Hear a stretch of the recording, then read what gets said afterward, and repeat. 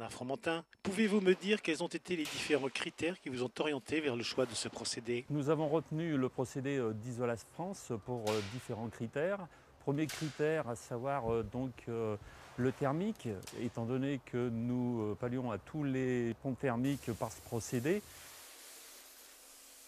Il s'avère que nous avons, je dirais, à travers la nouvelle réglementation, des coefficients R que nous devons respecter par rapport aux études thermiques de nos constructions, afin d'avoir le label conforme donc à la future RT 2012.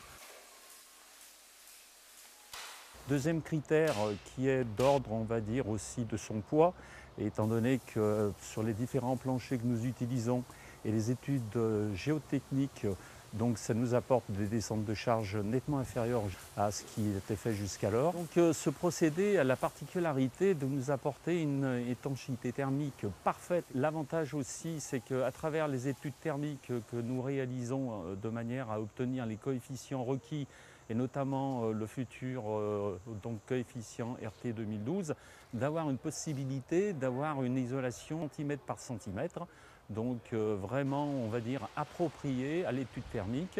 Et puis, c'est aussi, comme on disait auparavant, une intervention très rapide et qui nous laisse un chantier très propre, un chantier donc exemplaire. Troisième critère très important, son intervention en termes de durée, à savoir que dans la journée, nous avons pu réaliser et l'isolation, la pose donc du chauffage et notamment la chape anhydrite qui va être apportée par-dessus. Et puis en termes de coût, nous y avons trouvé notre intérêt de par le fait d'avoir une réserve de sol nettement inférieure à ce que nous procédions auparavant.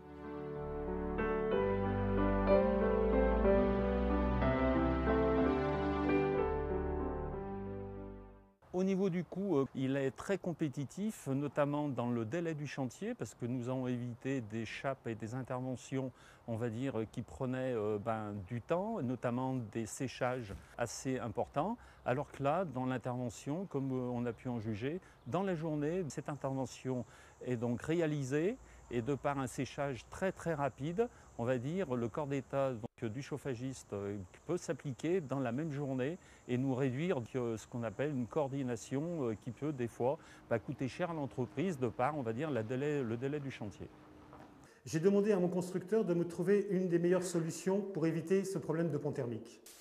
Ce constructeur m'a proposé cette nouvelle solution, en fait apparemment une mousse de polyuréthane qui définitivement élimine le pont thermique. Ensuite, on pose simplement un plancher chauffant puis une chape de béton et je dirais entre guillemets le tour est joué. Voilà, il me semble que cette solution est certainement à ce jour une des plus pertinentes.